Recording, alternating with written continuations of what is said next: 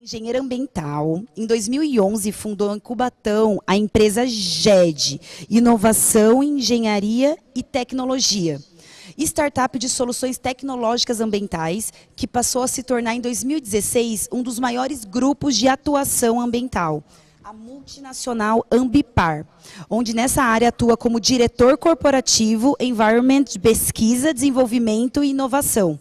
Atuou também como pesquisador no CPEMA, na Poli-USP, e conselheiro da Fiesp, OAB, além de jovem embaixador do PNUMA, da ONU. Estou falando que vai ser incrível essa palestra, gente.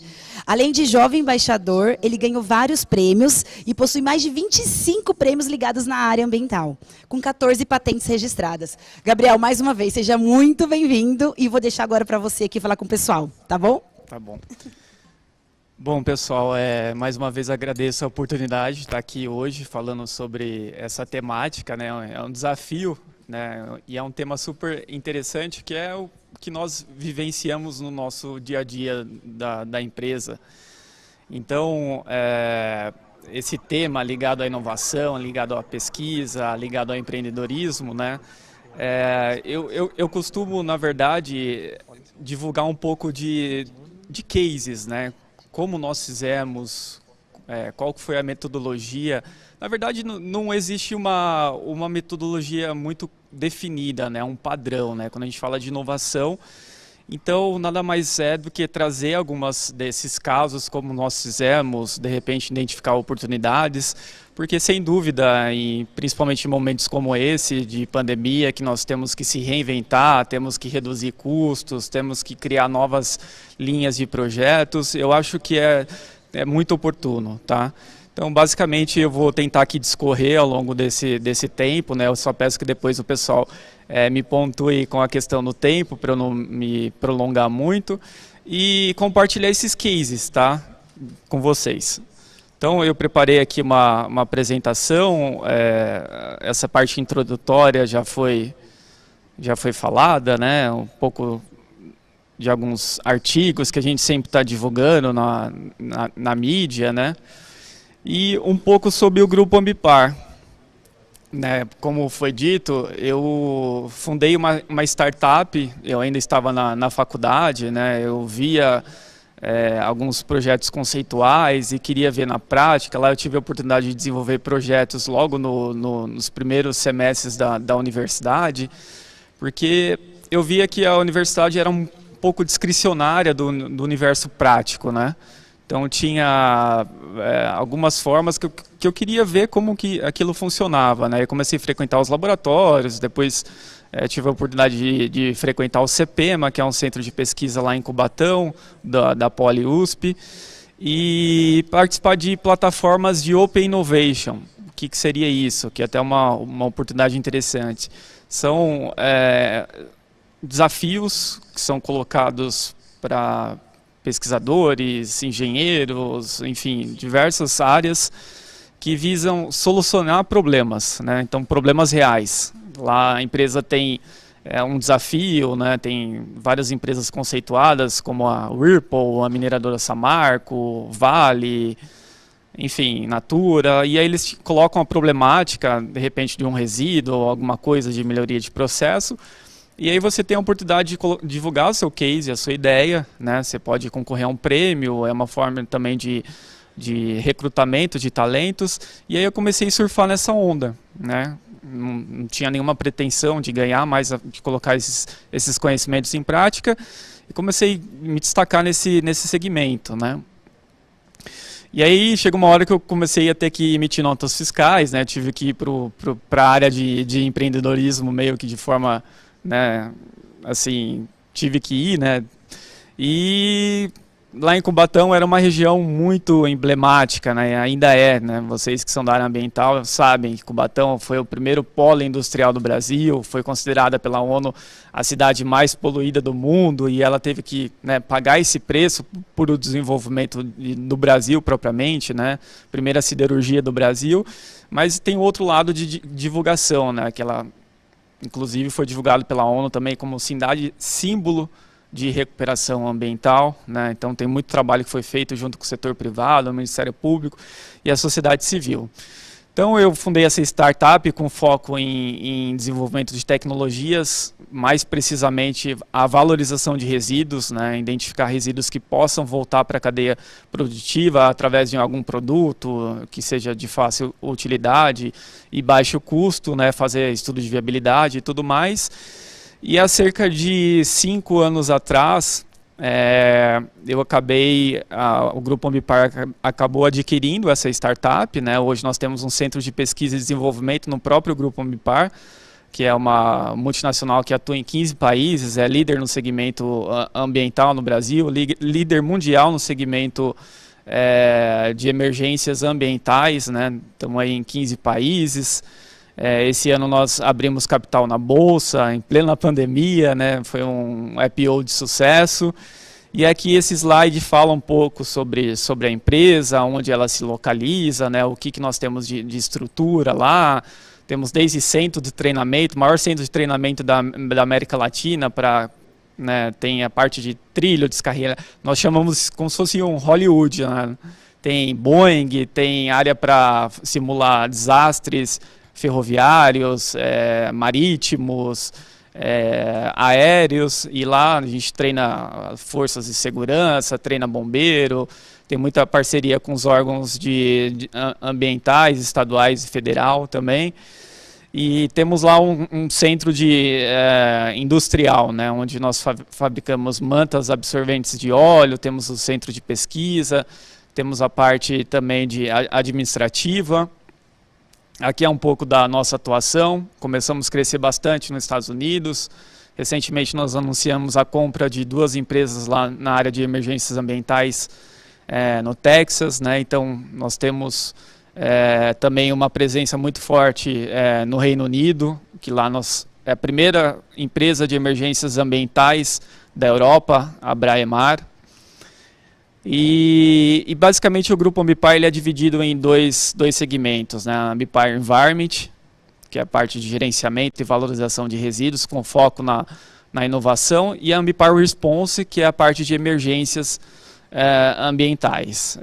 Não sei se vocês já ouviram falar, a antiga WGRA, Soatrans, SOS Cotec, Atmo, todos juntaram e viraram uma empresa só. Tá? Lá nós também temos um centro de controle de operação, né, onde a gente consegue atender toda a América Latina e Europa por meio do nosso centro, né, que funciona 24 horas, 7 dias por semana também. E é um pouco da nossa estrutura, né, a parte marítima, a parte de centro de controle de crises também. Nós começamos um trabalho muito forte lá nesse tema de pandemia. Nós que fizemos a descontaminação do Boeing 747, que trouxe o pessoal de Londres, né, do Reino Unido, que estavam lá na China. Fizemos desde a descontaminação do Boeing até mesmo os ônibus que fizeram o translado lá no Reino Unido. E aí começamos a prestar esse tipo de serviço no Brasil, que é usando uma metodologia, né, usando os EPIs adequados, atuando como se fosse uma emergência mesmo, seguindo os protocolos internacionais de descontaminação de ambientes. Então vamos lá falar sobre essa questão de economia circular, essas oportunidades de empreendedorismo, né? Nós estamos aí há bastante tempo com a Política Nacional de Resíduos Sólidos, né, que fomenta muito essa questão de reciclagem, sair um pouco dessa cadeia linear de mandar para aterro e tentar de alguma forma criar tecnologia, criar inovação para a gente minimamente trazer esses resíduos para a cadeia produtiva, né? A legislação fomenta, o setor privado é muito forte nisso, né? E eu vou mostrar alguns casos aqui. Então, lá nós temos esse benefício de ter uma infraestrutura de laboratório, onde nós conseguimos fazer uma caracterização de resíduos, fazer prototipagem, fazer estudo de viabilidade, teste piloto, e todo o nosso laboratório lá ele é todo temático, né? Foi feita com a nossa própria tinta de resíduos, blocos de construção civil também é feito. Inclusive, né, convido quem tiver quiser um dia ir lá conhecer, passando esse período de pandemia para receber o pessoal. sempre estamos recebendo visitantes. Tem uma horta lá onde nós fazemos a nossa compostagem, nossos resíduos, os próprios colaboradores, eles colhem, né, suas hortaliças, levam para casa. Tem um sistema de captação e reuso de água da chuva. Agora estamos colocando um parque solar também. Nossa planta vai ser 100% com energia renovável. E vou falar aqui rapidinho desses projetos, né? A gente escuta muito falar dessa questão de carbono, né? Agora com essa mudança da conjuntura dos Estados Unidos, né? Retomando alguns protocolos. Vira e mexe a gente escuta falar de incêndio, de lançamento atmosférico, de carbono, né? E no Dia da Árvore, há cerca de 3 anos atrás, nós lançamos um app chamado Carbon Z, né? Quem quiser ir lá conhecer, ele é gratuito, está nas plataformas tanto de iOS quanto Android. O que o Carbon Z é, né? De Carbon Zero. Ele faz o cálculo da sua pegada de carbono, né? Por meio dos nossos coeficientes, quanto que a gente gasta de energia, o quanto que a gente despende de transporte, enfim, de alimentos. E aí o diferencial é que ele é bem interativo, né? Você faz esse download, faz o cadastro, e aí nós neutralizamos esse carbono por meio do plantio de árvores em áreas degradadas, né? Então a gente tem algumas regiões mapeadas em São Paulo, ali no manancial da Cantareira, algumas matas ciliares. E aí você traz essa interatividade para o usuário, né? Onde estão minhas mudas? Foi plantada? Recebe um certificado, né? Com CREA, né? Colocando a localização, a espécie que foi plantada, aonde foi plantada e por quem. E aí você consegue acompanhar pelo satélite, ou se um dia quiser conhecer a sua muda, né? Você passa a câmera do celular e você consegue identificar. Aqui está algumas imagens de algumas iniciativas que foram feitas lá em Cubatão, junto com a empresa Bayer.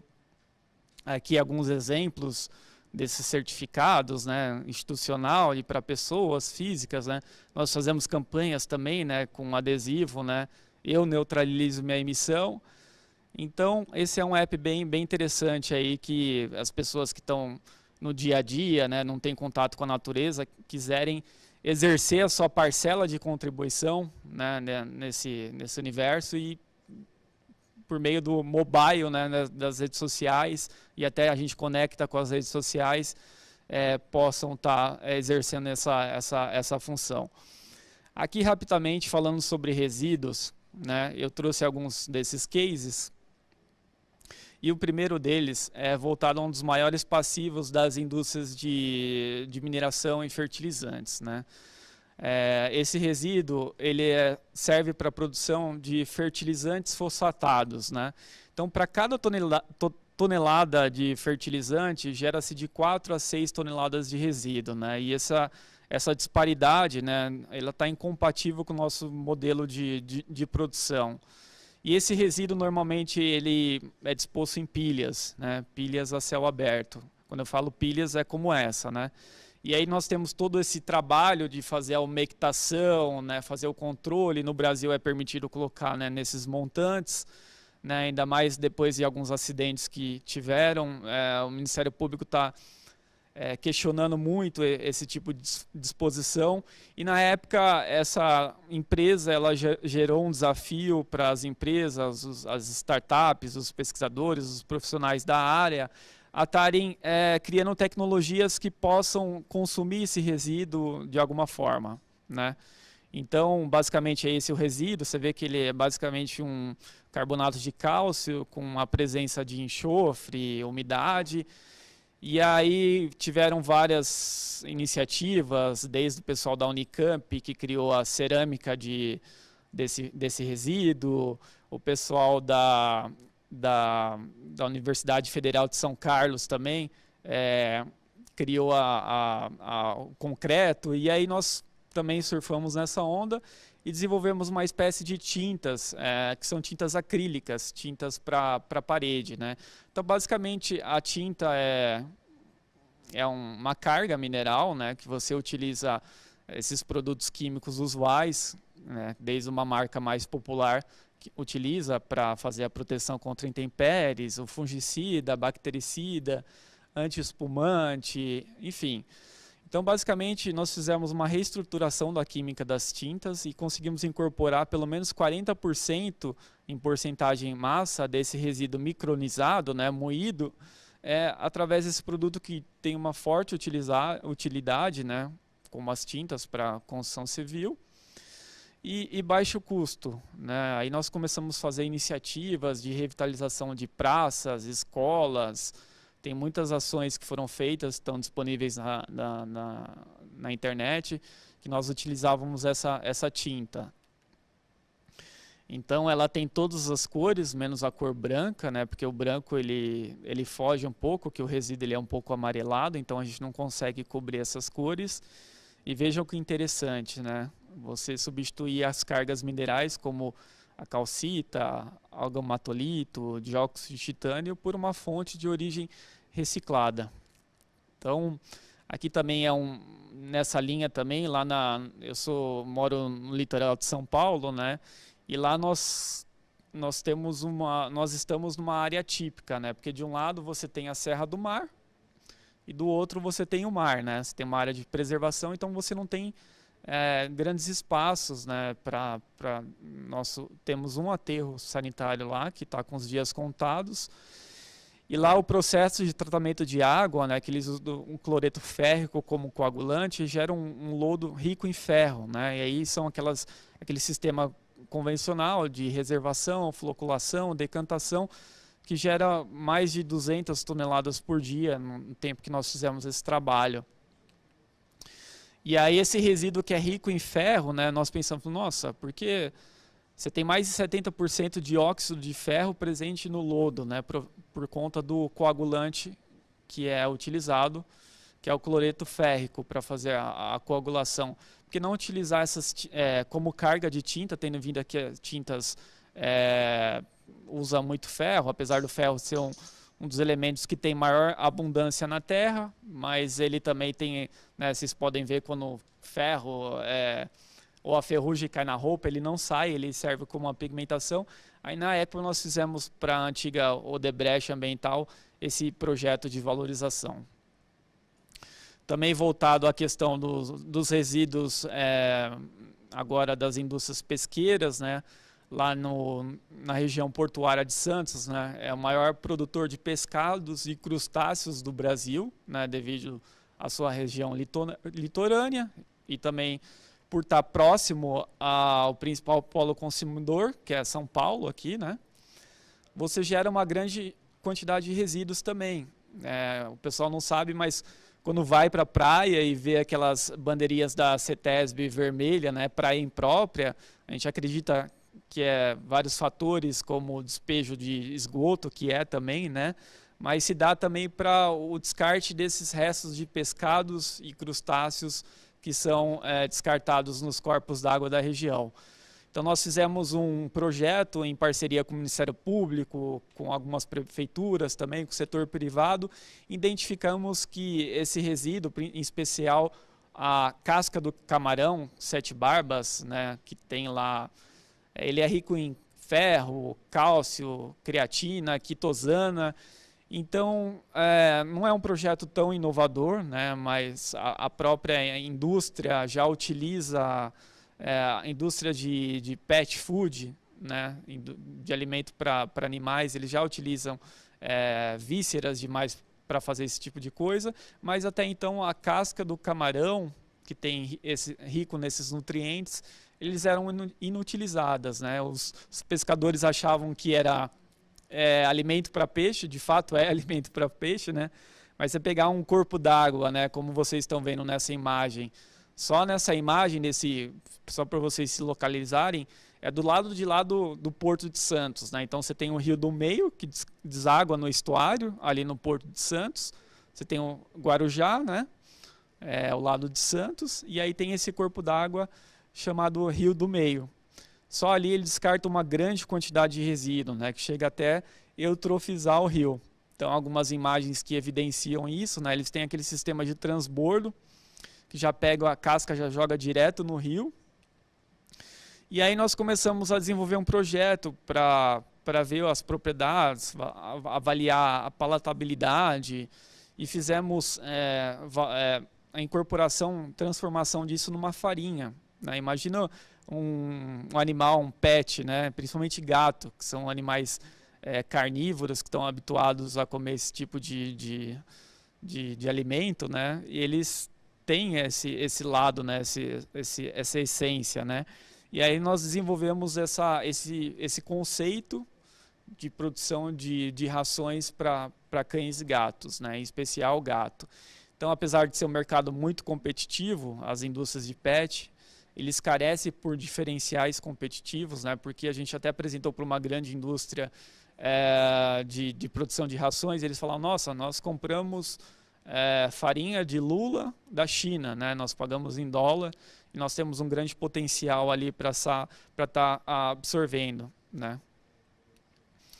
Aqui é um outro projeto relacionado à questão de uma oportunidade de utilizar um sistema. Você tem esses sistemas convencionais de captação e tratamento de efluente, né? Quando eu falo efluente, efluente urbano, né? E nós temos lá na região, eu falo muito da região litorânea, porque eu cresci ali e estudei ali, né? Então eu tenho vários projetos que surgiram dali. Então, uma região que vocês devem conhecer, ali no México 70, em São Vicente, que é uma das comunidades mais carentes do Brasil, você tem o despejo desses resíduos, desses efluentes, diretamente no estuário, né? São residências carentes lá, que descartam plásticos e tudo mais, para não dizer que não fazem nada, tem apenas um sistema de gradeamento que evita que os sólidos grosseiros vão para o estuário. No entanto, eles tiram, né, esses resíduos, colocam do lado e quando chove voltam. E não tem espaço ali, né, para fazer esses sistemas convencionais com essas etapas unitárias de reservação, de floculação. Então, na época, nós idealizamos um projeto que utiliza uma técnica que é milenar, que é a técnica da eletrólise. Então, só recapitulando, pessoal, são 2 eletrodos, né, que você coloca uma carga, uma diferença de potencial, eletrodos que são chapas de alumínio. E aí esses 2 eletrodos, um oxida e outro reduz, de forma que um dos polos fazem microbolhas, que faz a aeração disso. Essa imagem que vocês estão vendo debaixo da esquerda são esses eletrodos em paralelo, né, distanciando 1 centímetro entre eles, e um sistema que trabalha isso de forma contínua. Então, bem didático, assim, só para vocês entenderem. Da mesma forma que um polo faz as microbolhas, que faz a aeração, que carregam a sujeira para cima, o outro eletrodo, por ser alumínio, ele produz o hidróxido de alumínio, que faz a aglutinação e a coagulação dessa matéria orgânica que antes estava dissolvida. Então, num sistema contínuo, você consegue, sem utilizar produtos químicos, sem utilizar grandes áreas, fazer um sistema de pré-tratamento, atendendo os parâmetros aí, para descarga desse efluente, reduzindo aí a sua carga orgânica e até mesmo os coliformes fecais, né? Porque ali você tem uma pequena tensão elétrica que ele acaba sendo susceptível. E na época nós idealizamos esse projeto para a Whirlpool, que é dona das marcas Consul e Brastemp, né, para estarem utilizando em lavadoras de roupa, né? Então você tem a lavadora de roupa lá que gera, né, a água rica em sabão e sujeira, e aí você conseguia, né, nesse projeto transformar isso numa água para regar, para limpar a casa, sem essa carga. E aqui é uma imagem de como fica isso, né? É claro que ele não fica tão bonitinho como está nessa imagem aí, né? mas é um pouco da estética do sistema dele, né? Que faz a reservação do lodo, o lodo fica sobre o nadante, ele cai numa lateral, da lateral esquerda, e aí ele consegue, num sistema contínuo, fazer essa disposição dessa água pré-tratada. Aqui também é um projeto que nós fizemos lá para Ultracargo, que é a empresa que pegou fogo lá, né? Foi o maior incêndio que teve na nossa região. O Estado de São Paulo tem uma legislação que fomenta essa questão de captação e reuso de água da chuva. Então esse é um sistema que consegue, sem um operador, né, de uma forma totalmente automatizada, né, nada mais é que um cilindro que tem carvão ativado, zeólita, brita, que tira essa carga orgânica, aciona, né, e consegue colocar um simples espaço. Por exemplo, uma mesa como essa, de menos de 1 metro quadrado, você consegue colocar um sistema como esse, né? Então, esse projeto nós idealizamos no auge da crise hídrica e ele acabou sendo utilizado aí como uma inovação que acabou sendo implantada em algumas empresas.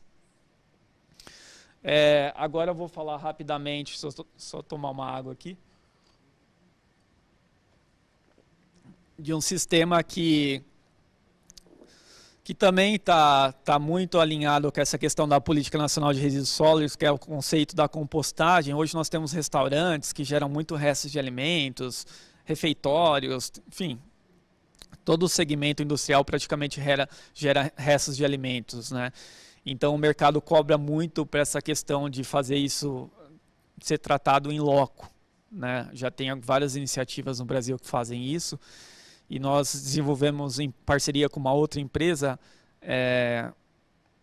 esse sistema, que é uma biocomposteira que faz a decomposição. Então você tem micro-organismos que aceleram essa decomposição e transforma isso num líquido rico em nutrientes. E esse líquido ele pode ser descartado diretamente num sistema de esgotamento, tá? Então, nada mais é que uma caixa que faz o controle da temperatura, que faz o revolvimento corretamente, né? Ele tem alguns sensores que identificam esses coeficientes de temperatura, umidade, e ele vai fazendo um revolvimento e utiliza também alguns micro-organismos que fazem um aceleramento desses micro-organismos que fazem essa decomposição.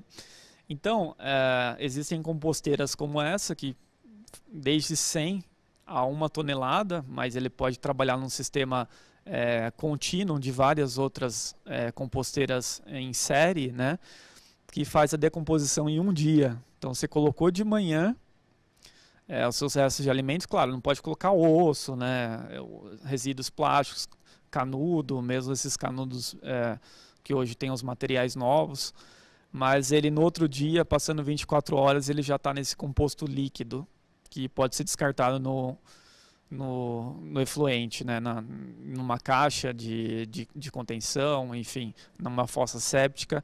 Lá na empresa nós temos um desse. E aqui eu só troquei os slides, é muito voltado à indústria de cosméticos. A indústria de cosméticos é muito forte no Brasil, né, então basicamente gera-se óleo, só para vocês entenderem, né, só contextualizando assim. A indústria de cosméticos funciona da seguinte forma: nós temos num período, né, por exemplo, Dia das Mães, vai produzir bastante perfume, então eles têm que fazer a limpeza de linha. Então eles injetam um álcool, né, um álcool etílico, que tiram a essência, fazem a limpeza da linha e sobra um álcool que nós chamamos álcool de lavagem, que é essa primeira imagem do lado esquerdo, que ele é um álcool perfumado um pouco opaco. Quando vai fazer óleos essenciais, né, óleos corporais, eles fazem também a sobra de esse óleo de palma. E, por exemplo, no verão, quando faz cremes, protetores solares, enfim, você tem uma emulsão que é basicamente aquele resto de creme que nós chamamos de bulk de cosméticos, né? Então, com o bulk de cosméticos, que é o creme, nós desenvolvemos uma carga para utilização para fazer amaciantes de roupas. Então, olha que interessante, só para vocês entenderem.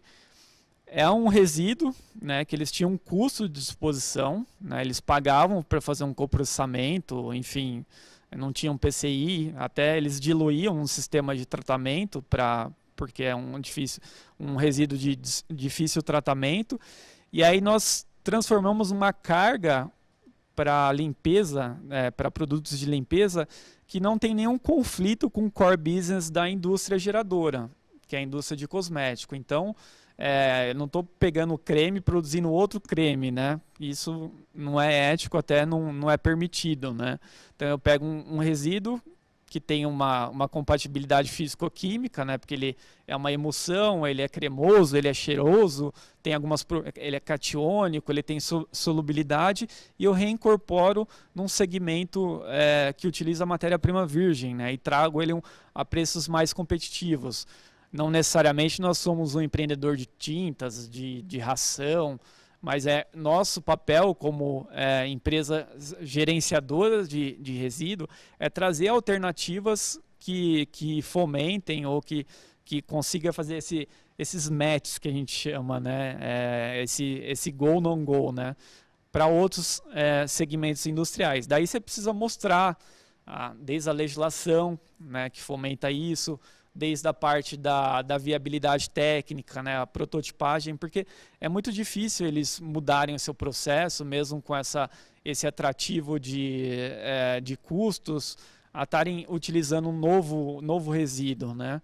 Então, é só para vocês entenderem mais ou menos qual que é a ideia, né? Como que nós fizemos. Aí fizemos amaciante de roupas, fizemos sabões também, mas sabões não para roupa, né, para essas limpezas industriais.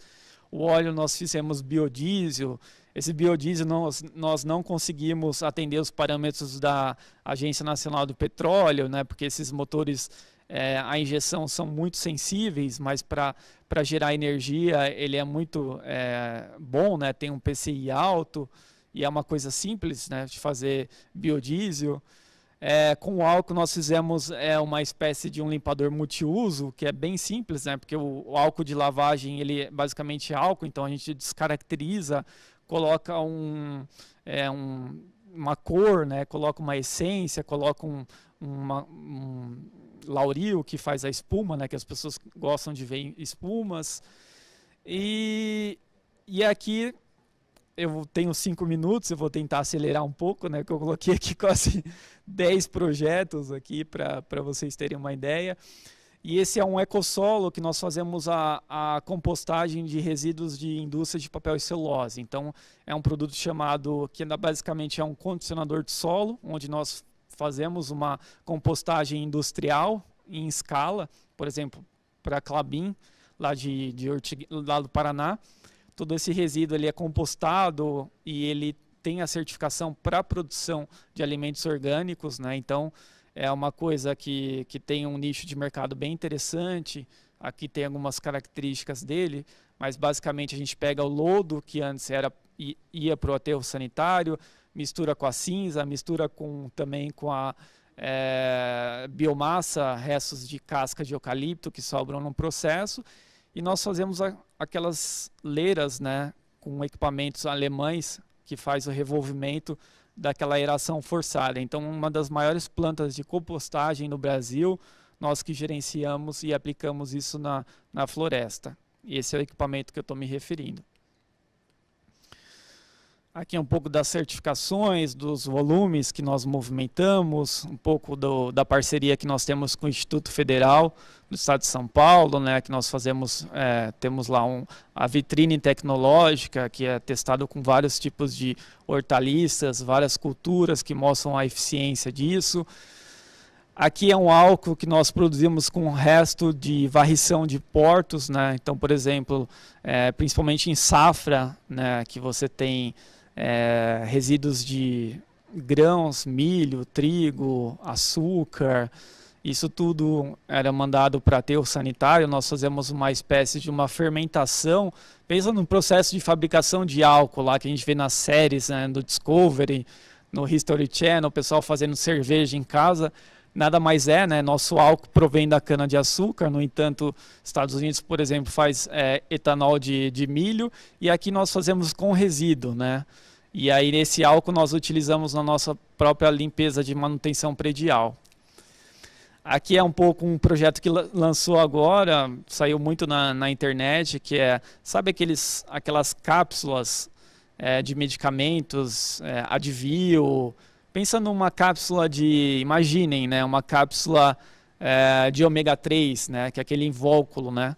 A indústria está utilizando muito esse tipo de material, porque ele tem uma absorção muito boa, né, no organismo. E isso gera essas teias, né. Eu tenho até aqui uma imagem do lado, né, que é como se fosse um papel moeda que sobra no processo das cápsulas de gelatina e colágeno. Aí nós fizemos uma espécie de um sabonete de colágeno. Fizemos testes dermatológicos, homologamos, distribuímos para os nossos colaboradores e tem sido um sucesso, ainda mais agora em períodos de pandemia que os processos de higiene têm se intensificado. Bom, eu não tenho muito tempo, acho que eu tenho mais uns 2 minutos aí. Eu falei agora da PET, que nós fizemos máscaras e, enfim, pessoal, outros resíduos que nós fazemos bases para a estrada, né, usando resíduo de caldeira, né, pavimentos, estradas, aqueles pisos, né, pavers, eu já estou acabando. Então, era basicamente isso que eu gostaria de passar para vocês, né? Essas oportunidades de resíduos que eles podem voltar para a cadeia produtiva, né? Através de algum produto e que possam a gente criar esse conceito da economia circular. Obrigado. Ufa! Maravilhoso, é muita coisa para falar, coisa, né? É muita coisa. Tenho certeza que o pessoal aí deve estar, o pessoal no YouTube que está acompanhando, pode deixar as perguntas aí de vocês, que a gente vai bater um papo com o pessoal já já. Mas eu queria agora ver a plateia virtual que está nos acompanhando aqui, foram convidados selecionados. Coloca aí a plateia virtual, eu quero ver se vocês estão acompanhando mesmo. Deixa eu ver o pessoal. Isso aí, gente. Quem que não abriu a câmera aí? Quero que abra a câmera, hein? Vamos ver, olha só. Carlinha, Camila, Raíssa. Pessoal de todo São Paulo, estado de São Paulo aqui presente no evento. Muito legal, estou muito feliz que estão com a gente, viu? Letícia, Amaral, com a camiseta, Letícia. Mostra a camiseta aí oficial, Letícia. O que está escrito? Inovação, tecnologia, empreendedorismo e meio ambiente. É o que rege aqui o nosso evento. E tudo a ver com a sua palestra, né, Gabriel? Tudo a ver. Pessoal, vocês conseguiram acompanhar tudo? Manda um joinha aí. Aê, que massa. Que bom, pessoal. Vocês têm muitas perguntas, né? O Juan já mandou uma pergunta que eu vi, a Cris também já mandou pergunta. Eusébio, a Liane também, a Pri.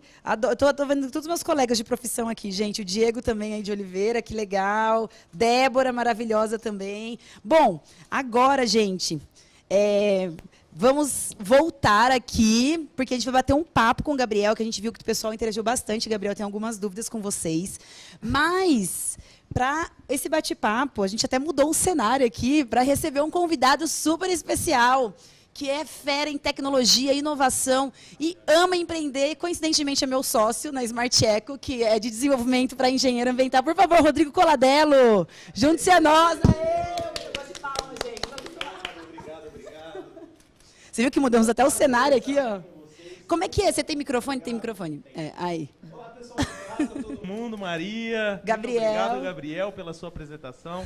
E vai ser um prazer bater esse papo. Vamos aqui. bater um papo sobre empreendedorismo, inovação e tecnologia, que eu acho que é realmente o que está regendo hoje em dia a nossa área ambiental e todas as áreas da engenharia como um todo, né? Exatamente. Gustavinho, tem pergunta de casa aí, o pessoal? Como é que tá? Temos algumas perguntas. Você tem aí? Maria, o pessoal já mandou? Algumas, ótimo. Estava acompanhando ali junto com o Gustavo. O pessoal tá, assim, pirando aqui, Gabriel, com a sua... Mas é muita solução que você apresentou também, né? Exatamente. O pessoal tá pirando em casa.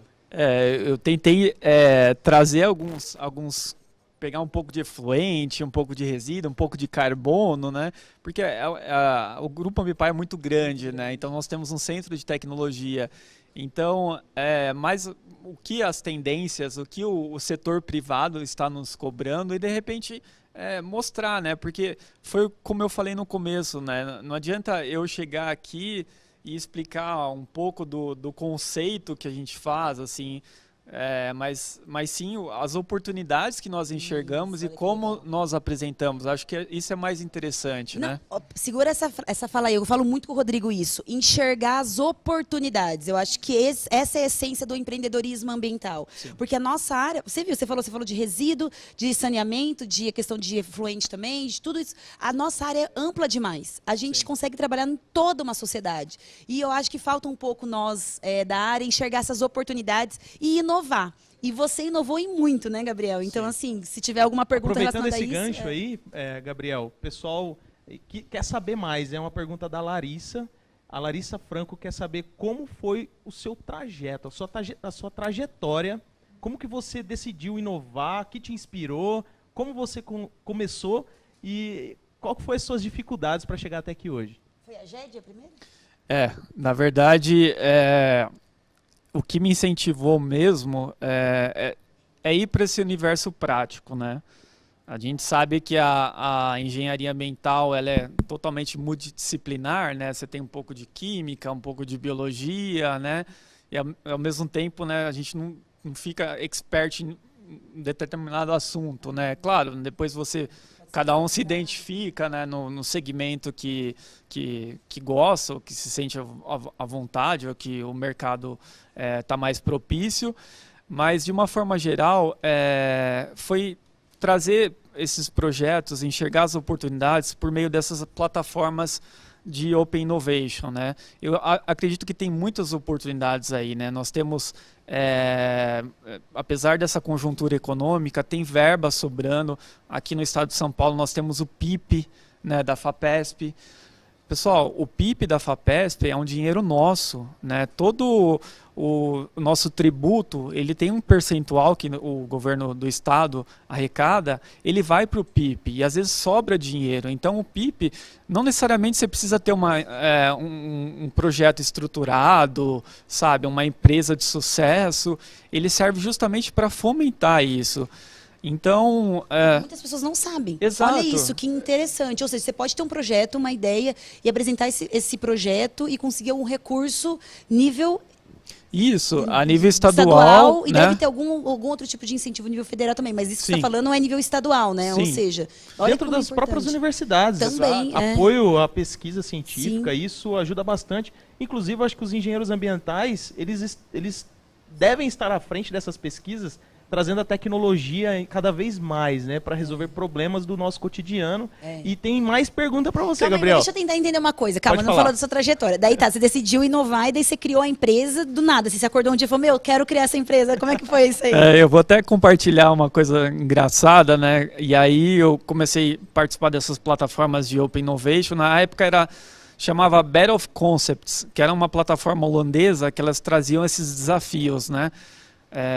Então tinha muitos problemas relacionados a resíduos, até várias áreas, né, de processo. E aí eu comecei a desenvolver os cases, né, participava, né, queria ter um feedback, né, ser avaliado, né, participava muito de projetos acadêmicos.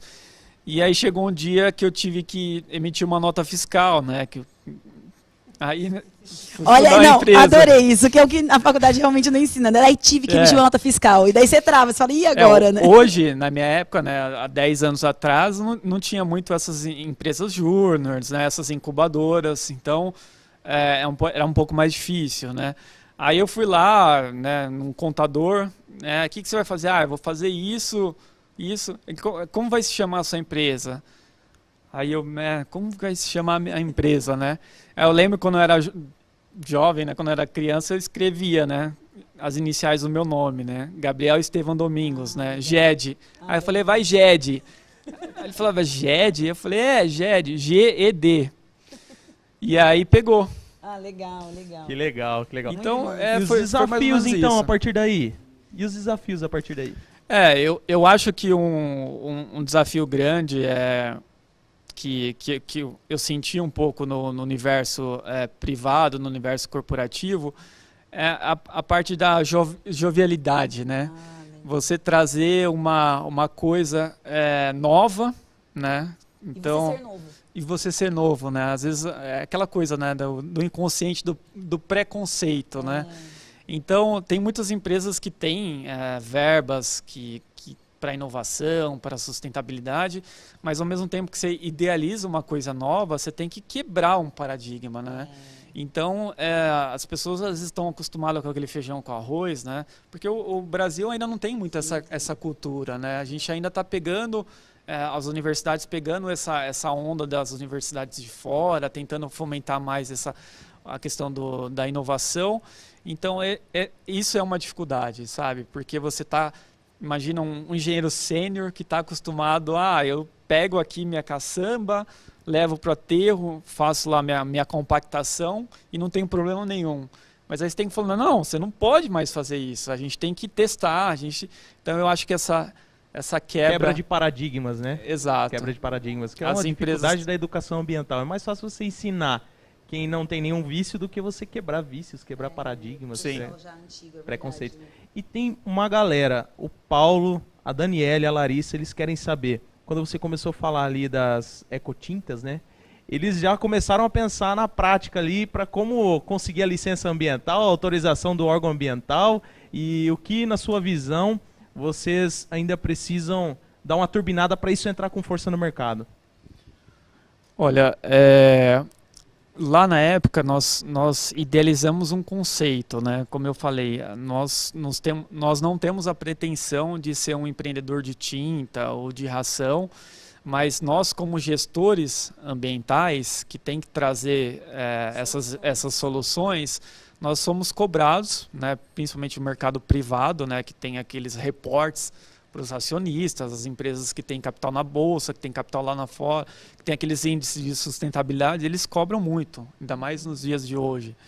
Então você tem, a gente mostrou a viabilidade, a gente conseguiu, né, mostrar para o órgão ambiental, né, mostrar as análises que não tem nenhuma contaminação, os metais que tem na forma de traço, então é basicamente que um carbonato de cálcio, né? E aí ele saiu como um resíduo, como simples remessa, né? Então ele deixou de virar resíduo, né? E virou produto, né? Saindo com nota, né? Claro que um valor simbólico, porque você precisa ter uma tributação, por exemplo, R$10 a tonelada, uma coisa simbólica mesmo, porque o mais dispendioso era sair o resíduo. E aí nós conseguimos, né, para dar visibilidade a esse projeto, né, porque tinta é uma questão de estética, né? A gente não imagina, mas o quanto a tinta ela impacta numa construção civil. Eu não tinha noção, mas quem é da engenharia civil sabe o que eu estou falando, né? O preço que ela impacta, né? Aí você tem vários segmentos, a tinta imobiliária, que é para parede, a tinta automotiva, que já é outra formulação, a tinta industrial, né, para manutenção. E aí nós começamos a fazer iniciativas socioambientais, né? Na época a gente conseguiu uma parceria com a ONU, com o pessoal da Bayer, né? Nós fazíamos intervenções de áreas públicas, parques, praças, aí todo mundo queria, né? São Paulo é carente desses espaços, né? Então você vai lá, você pinta uma escadaria, né, coloca bancos, faz uma jardim, já muda. Né? Já é uma inclusão urbana, né, que você coloca ali. Eu acho muito legal isso. Mas então as tintas não são, na ideia não é comercializar e usar assim. Não, nós colocamos à disposição, né, para as indústrias, para a sociedade, e aí eventualmente eles têm um lado institucional, a empresa utiliza essas tintas. Legal. Maneira, claro que não é uma escala industrial como a gente imaginava, mas é uma forma de trazer uma visibilidade também, porque o socioambiental também é uma coisa muito importante que nos cobram, né? Então a gente uniu as duas coisas. Legal. Mas resíduo... se alguém de casa, desculpa te cortar, se alguém de casa tiver mais interesse em tintas e querer saber, vai que você despertou um insight aí do Paulo, do sei que do pessoal, pode ir lá falar com você? É bom, agora na pandemia, né? Mas assim, depois, marcar uma reunião online, acho legal isso, gente. Nós podemos até ensinar como fazer com outros resíduos. Né? Olha só, fantástico isso, gente. Isso é tecnologia, inovação e empreendedorismo. E olha só, Gabriel, vocês, eu imagino que além de pensar na inovação, na tecnologia, tem que pensar também ali no custo do projeto, né? Se ele vai ser viável economicamente ou não. Então tem que ter também uma habilidade empreendedora e lidar com os números não somente ali na tecnologia, na parte ambiental, mas também na parte financeira, né? Exatamente. Acho que é o mais difícil da área ambiental é essa, né? A gente Exatamente. cria um monte de solução incrível, mas na hora de colocar no mercado fica um hora de valor muito empreender alto. é É. dificuldade. E esse é um ponto importante que você cita, porque eu não sou expert em economia, nós temos economia básica na engenharia, mas a gente fazer um EVTE, um estudo de viabilidade técnica e econômica, logo no começo, né, calcular uma taxa interna de retorno, saber o que é um payback, né, quanto aquilo vai se pagar, isso é fundamental. Isso é fundamental, porque pode ser o projeto economicamente viável, socialmente justo, mas ele tem que parar de pé. E principalmente num país que você não tem subsídios para produtos que geram um valor agregado, né? Você tem países europeus que têm subsídio, né? Eles não pagam tanto impostos como nós pagamos para competir com produtos convencionais. Isso é uma disparidade, uma coisa que não dá para entender. E Né? na sua visão, essa questão dos impostos de outros países, isso ajuda a formar parcerias com outros países para desenvolver tecnologia aqui no Brasil, para desenvolver novas soluções? Sem dúvida, eu acho que isso é o subsídio, porque você tem competitividade, né, com os produtos convencionais. Além da visibilidade, do valor agregado, da sustentabilidade, a gente tem que ter competitividade. Isso é um papel mais dos órgãos públicos, né? A gente fala muito, né, sobre a parte de carbono, né, mas o Acordo de Paris, que o Brasil é signatário, ele deixou muito claro como, agora né, nós temos uma nova propositura agora nos Estados Unidos que arbitra muito nessa questão, tem como eu posso dizer, uma participação muito forte no cenário geopolítico global. Então lá está muito claro, um acordo que fala que países desenvolvidos têm que investir em países em desenvolvimento. Então foi um acordo, né, sobre a matéria de mudanças climáticas, que o Brasil poderia ser um protagonista nessa questão de clima. Aí eu só estou fazendo uma correlação como um acordo público, né, de fomento a esse tipo de coisa pode incentivar e pode alavancar esse tipo de coisa. E principalmente quem é estudante, né? E tem uma pergunta aqui para você, que é: qual a dica que você pode dar para os estudantes e recém-formados da engenharia ambiental para crescer dentro da profissão? Bom, aqui a gente já falou um monte, né? Só de ir atrás dessas iniciativas e vários insights, mas acho que só de pesquisar aí no mercado o que tem de oportunidade, ficar de olho já é uma. Mas que outras dicas você pode dar para quem está acabando de se formar ou quem nos acompanha aí é estudante de engenharia ambiental? Olha, eu acho que é fazer projetos, né? Eu acho mesmo nós estamos assim num período extremamente difícil, né? Mas sempre tem a questão voluntário, você fazer um projeto de iniciação científica, isso é fundamental. Essas incubadoras de empresas júnior, porque o mercado ele quer aquela coisa óbvia, né? Ele quer um diferencial. Então eu acho que justamente isso que vocês estão fazendo nesse evento. O tema, né, ligado ao empreendedorismo e à tecnologia. Inovação e tecnologia. Sabe, Gabriel, eu e o Rodrigo, a gente abriu a Smart Eco justamente porque a gente percebeu isso na questão de tecnologia e inovação. Eu sempre fui muito assim, faz 10 anos também que eu sou formada, então acho que na nossa época ainda era um pouco mais difícil essa questão de ampliar a visão do que a gente pode inovar na engenharia, que hoje, graças a Deus, a gente tem uma oportunidade que é o segundo, você vê, começou ano passado o primeiro evento, né, ligado ao CREA, o apoio CREA São Paulo, esse é o segundo evento, na nossa época não tinha. Então sempre foi um sonho muito grande essa questão de inovação, tecnologia, e eu e o Rodrigo, no Smart Eco, a gente também pensa exatamente como você, essa questão de oportunidade e de fazer projeto. É tentativa e erro, gente. Não adianta, tem que ir para jogo. Porque a faculdade, às vezes, não ensina tanta prática. E é o que você falou, você só vai saber que não sei fazer uma nota fiscal, você só vai saber que você não sabe prospectar um cliente, você só vai saber que você não sabe conversar com um acionista que tem 60 anos. E qual que é a linguagem que você vai falar com ele para apresentar o teu projeto. Então, assim, fico muito feliz de você trazer todas essas inovações, assim. E eu acho que o que mais fica para mim da sua apresentação, não sei para você, Rodrigo, e não sei para vocês aí de casa, mas são os insights.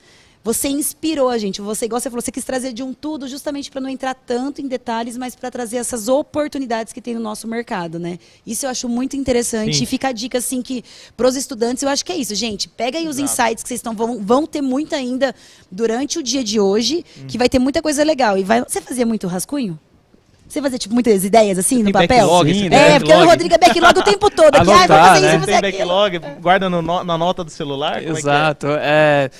Começar a fazer um plano de negócio, né, com uma introdução, Um até monte joguei fora, né? Um monte você joga fora. com objetivo, saber apresentar, né, você saber se portar diante de uma pessoa, possivelmente um investidor, né.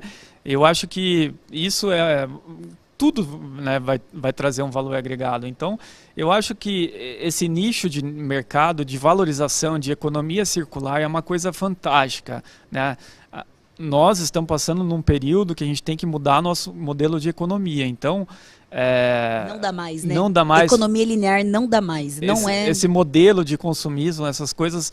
E fato é as diretrizes que lá fora já estão colocando em prática, né? De você extinguir a parte de combustíveis fósseis, eu não me lembro exatamente a data, mas não vai ter mais combustíveis, veículos de combustíveis fósseis, então é elétrico. Então, você vê que não é uma coisa que está a longo prazo, já está institucionalizado. A economia circular já não é mais coisa do futuro, é coisa do presente, né? E eu tô aqui com o celular recebendo várias perguntas e vou selecionando aqui algumas porque a gente não tem muito tempo, né? Mas ai, gente, eu queria uma das perguntas que eu tô mais recebendo aqui é a seguinte, Gabriel. É possível, lógico, depois de passar esse momento de pandemia, fazer uma visita técnica lá na sua empresa? Totalmente, pessoal. Inclusive, nós temos alguns simulados, né, que a gente consegue fazer, é que agora está um pouco restrito. Para vocês verem uma emergência ambiental, os protocolos, a gente veste os participantes com aquelas nível 3, com oxigênio, né? Explode, a gente Você chama sabe que eu vou, né? Já me empolguei, Rodrigo, a gente vai, com certeza. Os dois primeiros convidados tá aqui hoje. A hora que abrir a visita técnica pós-pandemia, somos os primeiros. Adorei. Lá nós chamamos que é o Hollywood lá, né? Que a gente taca fogo. É bem incrível. Inclusive, o treinamento das forças de segurança para os Jogos Olímpicos foi feito no nosso campo de treinamento contra ataques químicos e biológicos. Né? Então, a gente tem esse espaço. Né? Então, fica aí, o pessoal quiser um dia conhecer e a gente poder participar e conhecer toda a estrutura da empresa. Gabriel, muito obrigado pela sua participação, por compartilhar todo o seu conhecimento, já suas tem que experiências. acabar, gente. Já tem produção, quer acabar? Tem que acabar. E a gente tem uma agenda aqui para dar segmento. Daria para conversar o resto da manhã e a tarde inteirinha com o Gabriel aqui, muito conhecimento. A gente ainda vai trazer o Gabriel mais vezes, vocês ficam ligados, gente, ó. Vai ter muita coisa boa, Gabriel. Então, muito obrigada agora também. Obrigada, Rodrigo. Obrigado, Obrigado, pessoal. Quer dar tchau, pessoal, já de novo? Já pessoal, tá aí meus contatos, né? Eu tento divulgar algumas coisas nas redes sociais, oportunidades. Nós estamos com 2 oportunidades de emprego, gente, lá para engenheiro. Olha só, gente, ó, se liga aí. Eu fiz até uma divulgação no Instagram, tá? Quem tiver lá na região de Campinas, ali de Nova Odessa, estamos com 2 vagas. E é isso, pessoal. Contem comigo. Na medida do possível, a gente está aí, a gente entende a causa, colegas de trabalho, e o mercado se conhece, o mercado está aí, a gente tem muita coisa para fazer juntos, tem oportunidade para todos. Um abraço. Que massa, obrigada, Gabriel. Parabéns. Agora põe aí, pessoal, o pessoal de casa, quero ver o pessoal de casa, se vocês pegaram todas as dicas aí, vamos ver. E aí, respondidas as perguntas de vocês? Que massa! Já que vocês estão aqui com o pessoal de casa, quero convidar uma pessoa muito especial para falar um pouco sobre a pós-graduação. Porque a gente falou bastante sobre inovação, sobre tecnologia, e a pós-graduação do CREA. Ela é muito interessante, gente, porque realmente um convênio com a Unesp e Unifesp para ofertar cursos de pós-graduação para nós, engenheiros. Todos os engenheiros, tá? Daí não sou engenheiro ambiental. E para falar um pouco sobre isso, sobre essa experiência que eu sei que ela está fazendo, e eu conheço ela está aqui com a gente sempre na organização, ela já me contou muita coisa massa, mas eu quero que ela conte para vocês agora. Carla Falesca, vamos contar um pouco sobre a pós-graduação. Ela está aí na plateia virtual, a Carla. Espera aí que tá sem som, Carlinha, espera aí. Olá, Tá ligado aí. Agora tá ligado. Desculpa, eu que não estava ouvindo. O pessoal estava ouvindo sim. Eu que não estava ouvindo, desculpa. Bom Pode dia, falar, pessoal. Carla. Tudo bem? Eu sou a engenheira Carla Gianfrancisco Falasca e eu estou fazendo a pós de Inovação, Empreendedorismo e Tecnologia do CREA. Pessoal, é muito legal. Essa oportunidade que o Gabriel falou para nós agora, de estar desenvolvendo produtos, inovações e tecnologias, essa pós do CREA está nos oferecendo. Se você desenvolver, ele te ensina a desenvolver, te ensina a fazer o projeto, te orienta a apresentar, né? Tem todo um arcabouço de ensino para a apresentação, para a questão legal, e depois você pode pleitear essas verbas da FAPESP e de outros órgãos para estar desenvolvendo o seu produto. Então, vocês têm que aproveitar essa oportunidade. Eu garanto para vocês que é um curso muito legal, nós temos excelentes professores, tutores maravilhosos, tá? E tem um detalhe muito importante. Esse processo é um processo de capacitação do CREA. Então, o engenheiro que participa do conselho, ele paga uma taxa pequenininha, tá? R$ 150 para você se inscrever, tá? Para você estar participando e na renovação dos módulos. E você pode também fazer módulos individuais. Então, vem participar conosco. O site do CREA já tem lá na sua página principal uma chamada para nova turma. Tenho certeza que vocês vão gostar de estar participando. E também vão poder estar colocando as suas ideias, os seus projetos, as suas perspectivas. Então, aproveite. Esse é um trabalho aí que tem sido feito pelo CREA para o profissional, tá? E nós temos que participar. E logo, ó, nós tivemos uma reunião um tempinho atrás, né? Nós comentamos e falamos sobre um outro MBA, né? Que vai ser oferecido para o CREA. Ó, tá em estudo. Então, eu quero convidar vocês também a estarem participando conosco. Participem das suas associações, tragam ideias, tragam propostas, né? O CREA nos abriu essas portas para nós colocarmos aquilo que precisamos e queremos. Então, vem para participar conosco da associação e do CREA. Isso é muito importante. Quero ver vocês na próxima turma. Pessoal, muito obrigada, hein? Maravilhoso, muito bom. Agora a gente pedir para o Rodrigo aqui, ó, continuar comigo, sabe por quê? Vamos entrar num novo quadro. É assim agora. Já tivemos a palestra maravilhosa do Gabriel. Mais uma vez, muito obrigada, Gabriel. Estarei lá na sua empresa com toda certeza assim que a pandemia acabar. Eu sou a primeira visitante. Quem quiser, a gente pode fazer um grupo. Lá vai eu querer Eu juntar também, o eu povo. também. Não, vamos lá, Maria. Juntar Assim todo que mundo. liberar, a gente vai. A gente já faz até torna ao uma vivo turma. lá. Daí o Gabriel vai expulsar Fazer a gente. uma live lá com o Gabriel. Vamos fazer a turma do encontro, né?